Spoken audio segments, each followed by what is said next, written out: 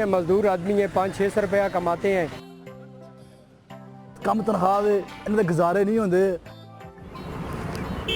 पाकिस्तान तहरीक इंसाफ की हुकूमत के 3 साल में जिस मसले ने इमरान खान और उनकी हुकूमत की मकबूलियत और साख को सबसे ज़्यादा नुकसान पहुँचाया है वो है महंगाई।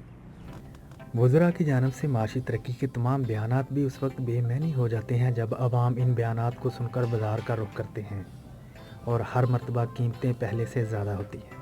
इस हवाले से शहरी क्या कहते हैं, आइए उन्हीं से जानते हैं। क्या करें सर जी, गरीब आदमी है, मजदूर आदमी है, 500-600 रुपया कमाते हैं, 600-700 रुपया खर्चा है, बच्चे हैं छोटे छोटे स्कूल में पढ़ते हैं, तो आमदनी है नहीं, खर्चा इतना बढ़ गया है कि जिसका कोई अंदाज़ा नहीं है।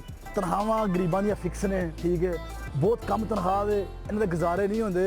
इमरान खान चाहिए कि इस ते ज़रा फोकस करना, गरीब आवाम किस तरह ज़िंदगी गुजार रही है।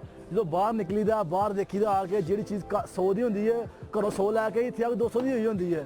पर कम से कम सैलरी मजदूर की 25 से 30 तक हो जाइए और महंगाई बहुत ज़्यादा है, हर चीज़ महंगी है। अवाम तो महंगाई की मौजूदा सूरत हाल से ही बुखलाए हुए दिखाई देते हैं, लेकिन माहिरीन के मुताबिक मिनी बजट के बाद महंगाई का एक और तूफ़ान आने वाला है जो रही से ही कसबी निकाल कर रख देगा।